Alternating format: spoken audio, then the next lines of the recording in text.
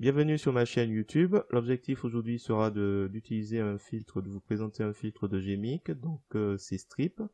Donc là, voilà l'image avant, l'image après. Donc on a une petite série de bandelettes. Là c'est avant et là c'est après. Voilà, ça permet d'ajouter un petit peu d'effet.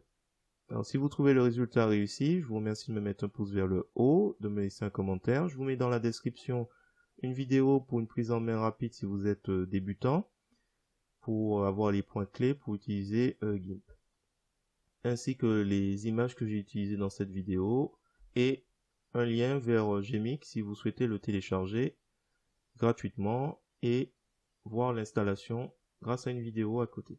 Et sur ce, je vous souhaite un bon visionnage. Alors c'est parti, nous voici donc dans l'éditeur d'images GIMP. On va pas perdre de temps, on va aller sur le site pixabay.com et on va sélectionner cette image en cliquant sur télécharger gratuitement 1280 par 989 et on va cliquer sur ouvrir.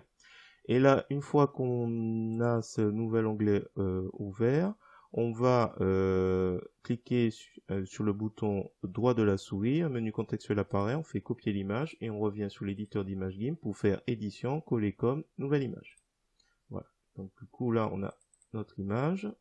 On va dans filtre, Gmic Qt, c'est un plugin qui est gratuit, je vous mets le lien dans la description ainsi qu'une vidéo pour pouvoir l'installer. On va sur, alors soit vous saisissez en haut dans la barre de recherche strip, ou alors vous allez dans la rubrique patterns pour rechercher après strip. Donc là c'est les bandes. Angle 45 c'est pas mal, par rapport à l'ombre que je vois ça a l'air pas mal. La fréquence, donc là on va selon ce qu'on souhaite diminuer ou augmenter la fréquence. Donc là par exemple je vais mettre un peu plus grand, c'est juste pour vous montrer un peu ce qui se passe. Donc phase, ça décale un peu, voilà, et amplitude, ça rend, pour qu'on le voit bien, c'est une sorte, ça joue un peu sur la dureté, la transition.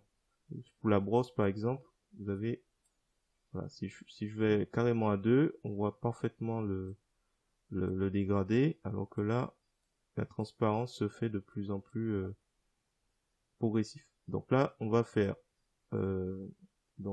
paramètres par défaut. Je pense que ça ira parfaitement pour ce que je veux faire. Mode de sortie New Layers et je vais faire OK.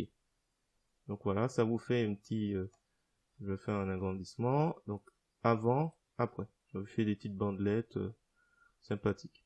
On va faire une deuxième image rapidement. Donc là, ce sera cette image. Télécharger gratuitement, 1280 par 1920.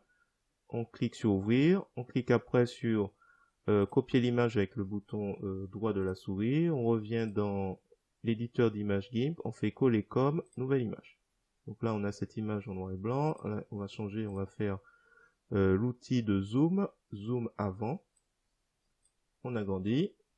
Et même chose, alors là cette fois-ci je veux pas m'embêter, je vais faire répéter Gmic et on va voir ce que ça donne. Voilà, ça nous donne des petites bandelettes. Donc là c'est avant, après. On va se rapprocher un peu.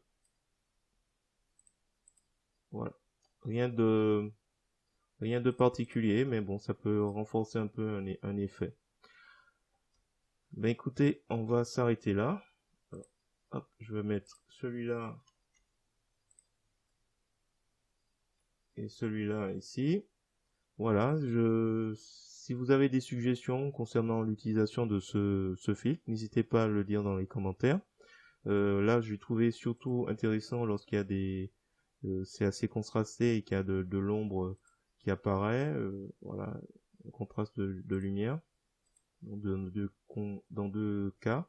Si vous avez d'autres suggestions, n'hésitez pas à le dire dans les commentaires. Et si vous avez apprécié ce tuto, un petit pouce vers le haut, ça fera plaisir.